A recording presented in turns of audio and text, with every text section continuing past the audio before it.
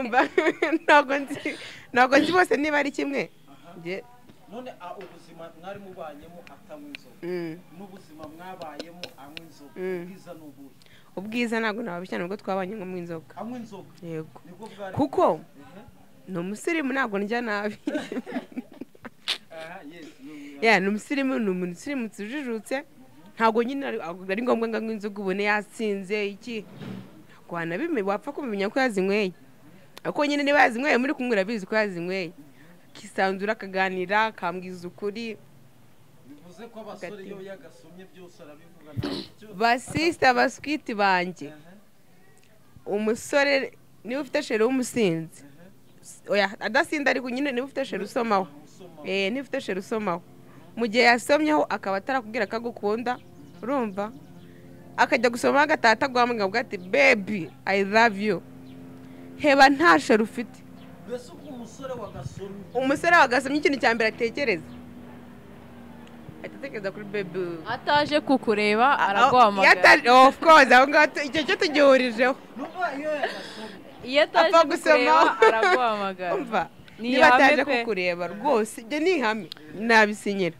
ashobora kuba ataguhamagara bitewe n'ahantu utuye yego wenda n'intera hagati yanyu ariko araguhamagara akakuganiza akakubwira byose bivuge ko abasore rero babanye batanywa inzoga ariko umusore utanywa inzoga kugira ngo nyine uzamenye aho gwani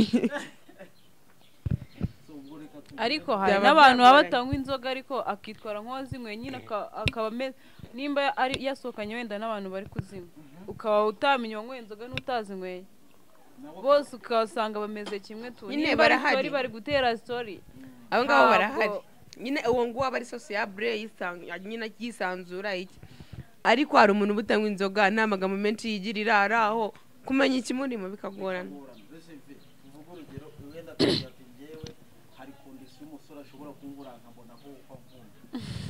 okay twagiye kuri Yvette natutemo ugahita ufata umwanzuro ukavuga uti wowe udashingiye ku byo wakoreye umusore ashobora kugukorera urukundo rugahita rurangirira aho mbwira numvireho pe ashobora kuvuga ugiye muri kosa n'urugero ko hari uvuga ati ngiye guca inyuma ariko avuga ati ngiye guca inyuma undi mutima ukavuga ukumva undi mukobwa aravuga ati ngiye guca inyuma nagenda bikora iyo leta kuko nsanzwe n'ahari kubikora nahita mubwira ngo njyewe nanjye nsanze ishobora njyewe kunca inyuma ntabwo nahita mbigira ibyadanjwe mbwe ngo ndagukatiye birarangiye narizi ko aricyo kintu ugiye kumbwira oya twakomezanye sha yaba ari n'ibyo okay none ni ikihe niriye kosa ikosa shere wanjye yankorera tugatandukana ako kanya utarize wabaza wumva none se ikintu gikomeye mu buzima ni uko wasanga umukunzi wawe ari kuguca inyuma ariko wenda narakara ariko ntabwo navuga ngo birangire njye nshaka byibura mutuzo uvuga uti ngewe umukunzi wawe umunsi nagufashe uri gukora iki kintu cyangwa se ukangura iki kintu we yatubwiye ati atanyitayeho atagize ati ako kanya twahita tubisoma si wowe ku ruhande rwawe wumva ikintu yabikora bigahita birangira ako kanya gutyo gusa cyangwa je rero mu busanzwe nk'iyo umuntu ankoreye ikosa nkarakara narakaye ntabwo njye numva ubusobanuro nyine mba nkeneye kubanza ngatekereza nta muntu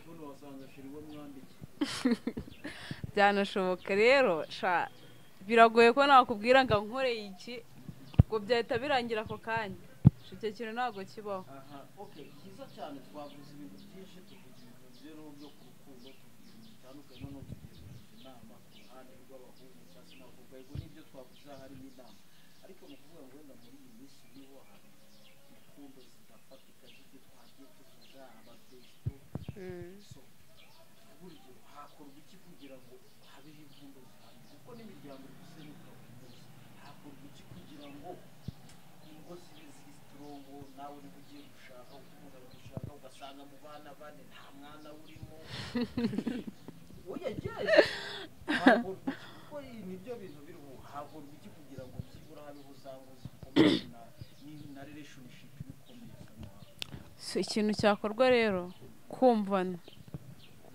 kumvana nyine abantu bagahuza, kuko iyo umuntu mutaganiye ngo umenye icyo ari gutekereza, umenye ikimurimo, tayari ruba rwasenyutse, rwaba ari urukundo cyangwa urugo. Iyo hatabayeho guhuza ibiganiro haba hahiye cyane rwose. Ngiye ku ruhande rwanjye rero ndumva guhuza ko n'uwo mugore ujya kubyarana n'undi mugabo hanze afite umugabo, ubu babyarana baba bahuje n'umugabo we bahuza, kuko bose baba baganira. Ahubwo ikibazo ducike ku binyoma, tureke kubeshya. Yego, gira ubwoba bwo kubeshya. Nshatse sinumva ukuntu ufite umugabo, uri umugore, reka mbivuge gutyo kuko ndi umukobwa, ufite umugabo ariko handi uravuze ati wenda nshiri wanjye ari gukorera i Kigali ndi Musanze, cyangwa se ndi Musanze yagiye i Kigali, ntabwo ufite, ntuhamye kuri umugore. Ibyo bintu byose ntacyo bikubwiye, sibyo? Nyamifata nk'ubwenge buke, bambabarire, sibyo? Ukamucungishije ukavuga ati ntagahari. Just ntagahari birumvikana, ariko rwose reka nkubwire ingaruka y'icyaha nagereka kugaragara. Byatinda byatebuka iragaragara. Uramubeshye birakunze. Uragiye rwose uragarutse nta nubwo yabimenye, ibintu birakomeje nta mahoro ntabwo yabimenye. Ariko none hano bibera bibi. Hari igihe ujyayo kuvayo n'ibishoboka. Unyumve neza? Yego. Just umuntu ashobora kuba yifitiye umugabo we, akunda ukuntu baganira, nyine abona ari wewe tu, ibyo amukorera ari ibyo, akabona muhake yarataha akanzanira agakanzu sheri, icyo akabona ibintu byose ni sawa.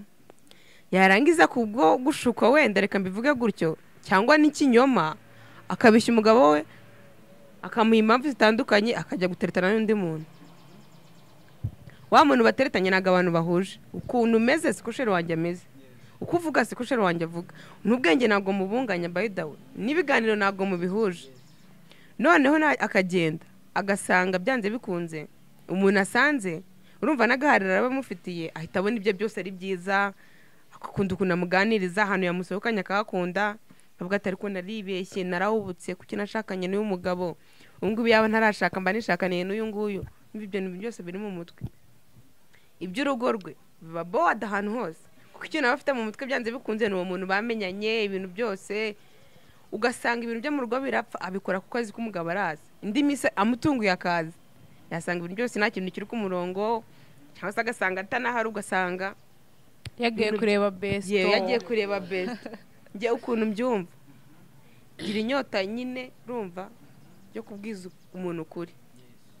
Ikintu cya mbere mbona kuri iyi si kibabaza, dufite inkuru nyinshi z'abantu biyahuye, abakobwa bafashe imyanzuro bakavuga ati nge sinzashaka umugabo, cyangwa abasore bavuze ati sinzashaka umugore, cyangwa se n'abashakanye bicanye. Urukundo rurababaza ku rwego ushobora gukora ikintu cyose gishoboka, ukiyahura cyangwa se ukica umuntu, sibyo? Urupfa kuba ari urukundo nyakuri. Umuntu ukunda nyakuri mba numva nta kintu utakora kubwe. Rero urifashe, igire, reka wigire uwo muntu, tekereza uwo mugabo wawe ugiye guca inyuma, sibyo? Wibaze ngo ese ubu ari njyewe akanca inyuma, ibintu ndi kumukorera binkoreye nkabimenya, byagenda bite? Numara kwibaza gutyo, urumva nyine uburemere wagirirwa n'agahinda wagira. Basi gira inyota y'icyo kintu, uvuga ati ari njyewe pe, byambabaza kuko abagore yanasara, kuko ibi rwose yanasara ndabizi neza, kuko mu rukundo rwose, ku kijyanye rwose abakobwa turi hasi, dufite irege nke, ndabyemera simbihakana. Dushobora gukundana tugatandukana, nkamara umwaka mbirwaye, wowe byararangiriye ahantu twakatiranye nta birenze. Rero niba ugiye guca umuntu inyuma, sindi ku bagore gusa, namwe bagabo, namwe basore, niba ubwiye umuntu ko mukundana mukabyemeranya mukabisezeranya, komfirima, sibyo? Ujye mu bandi kuko mwatandukanye cyangwa byanze cyangwa mufitanye ikibazo. Ibintu byo gufatafata bro ba sister, mureke gukomeretsa imitima y'abandi. Niba ugiye mu rukundo